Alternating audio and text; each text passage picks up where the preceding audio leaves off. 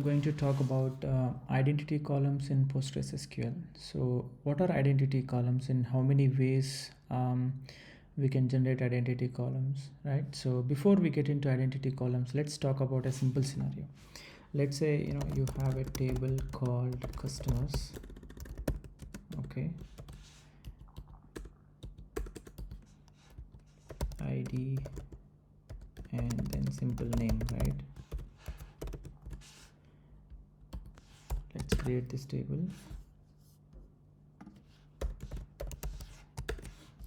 Okay, so in this case, if you want to insert the data into this table, ID and name, so ideally how do we insert? So you specify the values for each column and then insert it, right? Similarly, if you wanted to insert another value into this, you just need to provide the values manually, right? So what if I wanted to insert the values for a specific columns automatically? I mean, system has to take care. Let's say in this scenario, if I wanted to insert the ID values automatically for customers table, how can I do that, right? So that's where the identity columns comes into picture. So basically the idea behind identity column is to generate the specific column values automatically, okay, without manually inserting them. So in how many ways we can generate? So there are a couple of methods in PostgreSQL. So one of the method or option I'm going to talk about today using identity columns. So within identity columns you can generate automatic values using three ways. One is generated by default option, second is generated always, okay, and third one is generated always as identity. So generated by default as generated always as identity with sequence, okay, with sequence. Generated always as identity, generated by default as identity, right? So let's talk about, in every method has got its own properties. So let's talk about the first one. Okay, so sorry, in the order I'm taking the second example first. Generated always as identity. So let's drop this table as a cleanup. So let's insert, let's create a table. Sorry, if you see here up to this, it's a very common column and its data type. This is a keyword to include a column or to mention a column as identity column. Generated always as identity and then primary key. This is just a primary key. There is no difference in it. Now let's try to insert here always as identity, right? So when you mention always as identity for your identity column, you cannot insert the values for the specified column manually, right? This is one of the very important and good feature in PostgreSQL. So in case if your requirement says that don't allow users to specify the values for auto generated columns or identity columns manually, then this is a correct option. And then let's insert without ID, which is ideal one. So let's query it. So you can see clearly the system has assigned 1 and 2, right? So this is generated always as identity.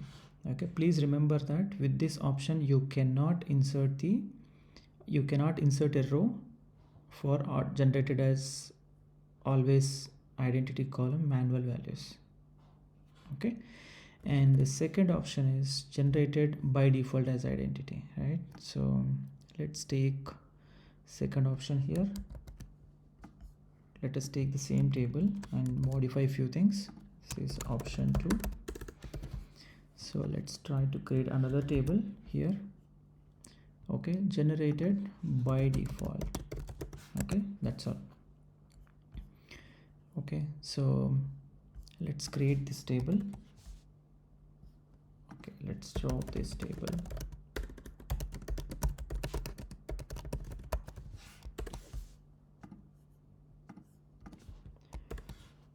So now generated by default, right? So what is the difference between generated by default and generated as always? So in the above example, in always scenario, you cannot specify value manually, but in this scenario, you can specify the value manually. For example, let's say I would like to insert a row into this users_1 table with 100. So I can do that, right? At the same time, I can also ignore this and I can generate it. Now, if you just, sorry, I need to insert into, right, let's query the table here.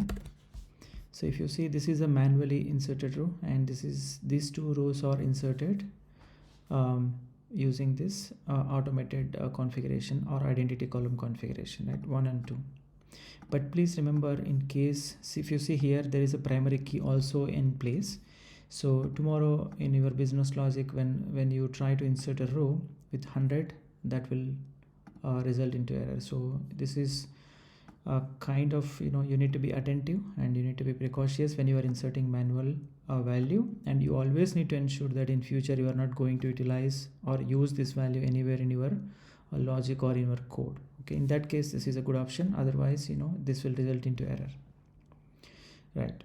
So now if you clearly observe here, right, and here, so if you see 1 2, it started from, right, and see if you see here 1 2, right? So its system is starting from very clearly from 1 and 2, right? So what if I wanted to have a column configuration to have the values starting with a value which is defined by user. Let's say I would like to start my column value starting from 101, right, and then increment by 1, right? So in that case, what is option? So that's the third option, right? So if you see here, generated always as identity with sequence. So the configuration is going to be pretty much same apart from few keyword changes. So generated always as identity, and then you need to mention your start with 101, increment by 1, right? Let's name this table as 2. Let's drop it if this already exists. Okay, created the table, and let's rename the inserts also. Now let's look at it, right? So this table has been created. Now let us try to insert the values first.